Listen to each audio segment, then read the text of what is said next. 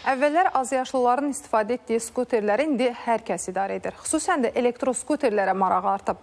Artıq əyləncə üçün yox, mənzil başına çatmaq üçün elektroskuterlərdən istifadə edənlər var. Nə kimi üstünlükləri var? Təhlükəsizlik baxımından mütəxəssislər nə düşünür? Əməkdaşımız bu barədə süjet hazırlayıb, izləyək. Kompakt və yüngüldür. Bir dəfə enerji doldurmaqla 20 kilometr yol qət etmək mümkündür. Tıxaclarda da vaxt itirmirsən. Elə bütün bu səbəblərə görə də elektroskuterlərə maraq getdikcə artmaqdadır.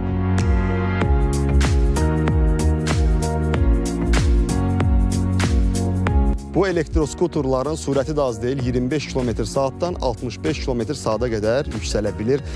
Bulvar arasında daha çox bunlara rast gəlir, vətəndaşlar icarəyə götürərək skuterlardan istifadə edirlər. Amma paytaxt ərazisində, yollarında da elektroskuterlara rast gəlmək mümkündür. Artıq alternativ nəqliyyat vasitəsi kimi bəzi vətəndaşlar mənzil başına çatmaq üçün bu elektroskuterlardan istifadə edirlər.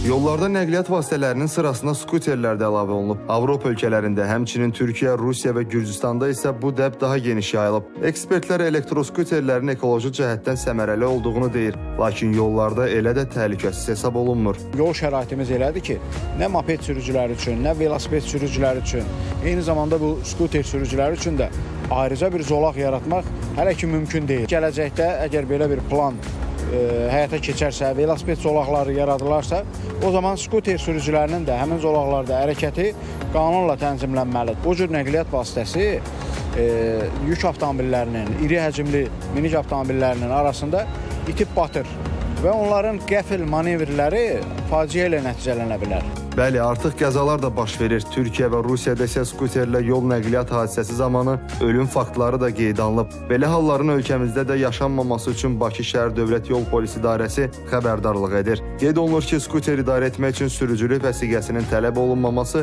heç kəsi məsuliyyətdən azad etmir. Yol hərəkəti haqqında qanuna görə onların da vəzifələri var. Qanundan öncə isə vətəndaş şəxsi məsuliyyətini dərk etməlidir ki, özünün və başqalarının həyatını təhlükəyə atmasın. Heydər Məmmədov, Yunis Əhmədli, Tural Qasımov, ATV Xəbər.